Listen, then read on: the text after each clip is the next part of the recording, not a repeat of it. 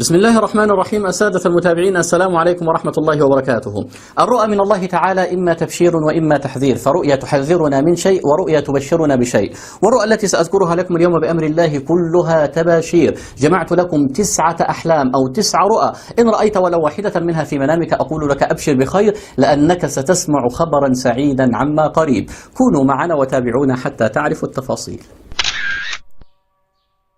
أيها الأحباب، سلام الله عليكم ورحمة وبركاته. قبل أن أبدأ معكم في سرد تلك الأحلام أو هذه الرؤى، أود أن أنبه على حضراتكم أن مجموع هذه الرؤى لا يختلف فيها رجل عن امرأة، صغير عن كبير، متزوج عن أعزب عن مطلق، الجميع فيها على حد سواء إلا في رؤيا واحدة وسأذكرها أثناء الشرح بأمر الله جل وعلا. ولكن ربما أحدكم يسأل ويقول: يا مولانا، هل هذا العدد قطعي؟ يعني ليش 9 لا فوقها ولا تحتها؟ ليش مثلا ما يكونوا 10 أو 11 أو 8 أو 7؟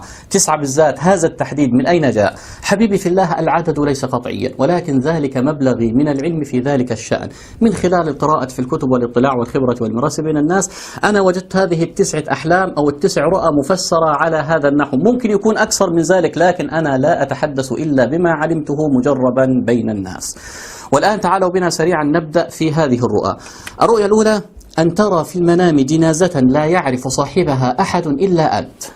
أن ترى في المنام جنازة لا يعرف صاحبها أحد إلا أنت، يعني أنت في المنام شفت جنازة، شفت ميت والناس مجتمعة على هذه الجنازة، وأخذ الناس يتساءلون من هذا الميت. الغريب أنه لا أحد يعرف هذا الميت، الجنازة بالنسبة لهم مجهولة، إلا أنت في المنام تعرف أن هذا الميت أو هذه الجنازة هي لفلان ابن فلان أو لفلانة بنت فلان.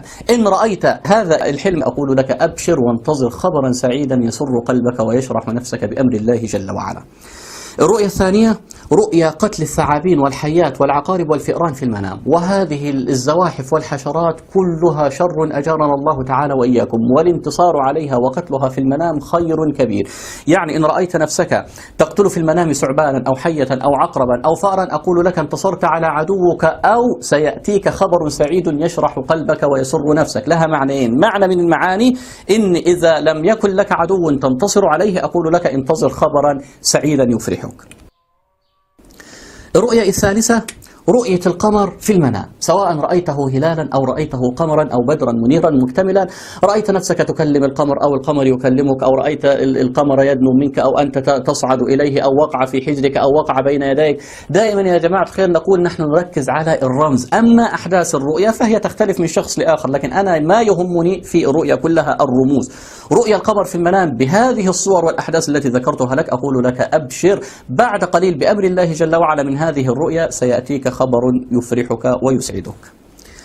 الرؤيا الرابعة، وخلي بالك هي الرؤيا الوحيدة دي التي تختص بها النساء فقط، أكرر النساء فقط، سواء كانت عزباء أو متزوجة أو أرمل أو مطلقة.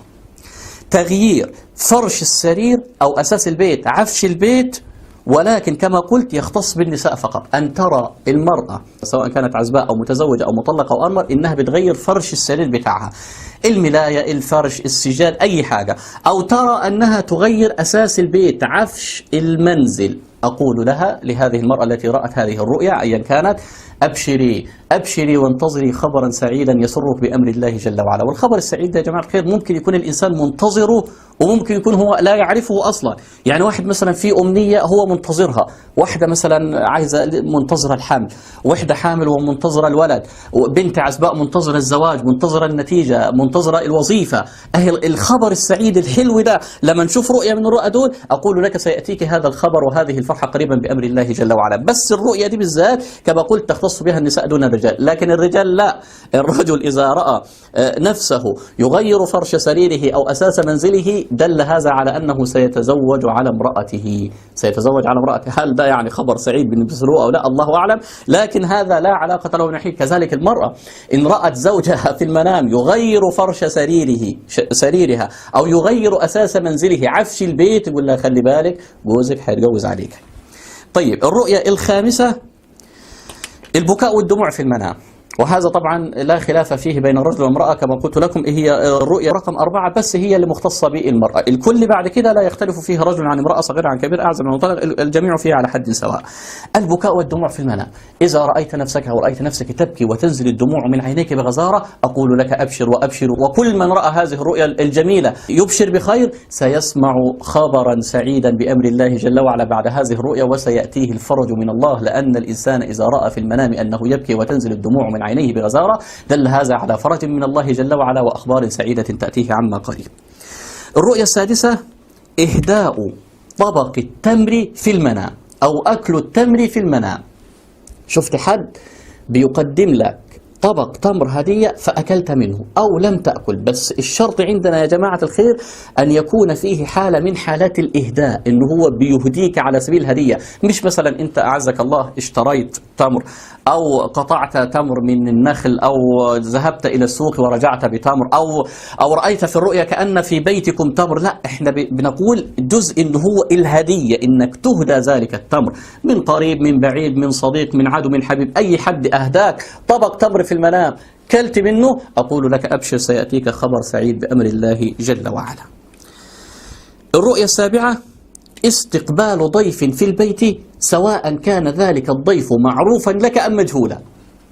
جاك في البيت قريبك مثلا ابن عمك أو ابن خالك أو بنت عمك أو بنت خالتك أو أحد من أرحامك أو حد من أصهارك أو حد من أنسبائك، ضيف في البيت فضايفته، أو كان هذا الضيف مجهولا بالنسبة لك أنت لا تعرفه، يعني شخص غريب كده طرق الباب وقال لك مثلا أنا عابر سبيل أو أنا ضيف فأدخلته وضايفته، أقول لك أيضا في كلا الحالتين أبشر بسماع خبر سعيد يفرح قلبك ويسعد نفسك بأمر الله جل وعلا.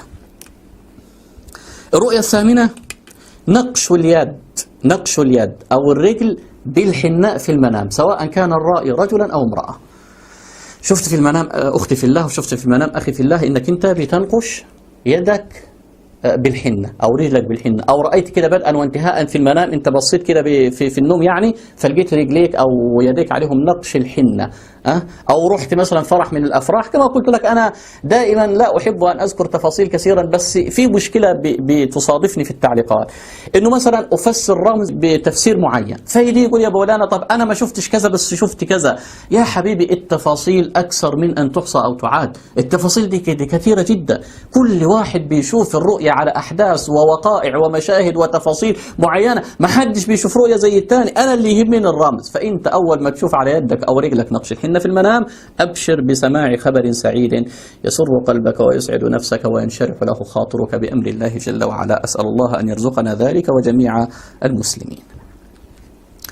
تاسعا وأخيرا، آخر حاجة من الرؤى اللي بتدل على الأخبار السعيدة التي ستأتيك إن شاء الله، تشغيل إنارة البيت أو الشارع أو المكان الذي تعمل فيه. دخلت البيت ورحت مولع اللمبة، كنت في شارعكم ورحت مولع النور، المكان اللي انت بتعمل فيه شفته كده مظلم ورحت أشعلت أو أنرت فيه المشعل أو الإضاءة. كل هذه الأحلام أبشر أيضا سيأتيك خبر قريب يسعد قلبك بأمر الله جل وعلا. اللهم نسألك أن تجعل أيامنا كلها سعادة وسرور، وأن تزيل الهم والغم من نفوسنا وقلوبنا، وأن تسعد كل الناس يا رب العالمين.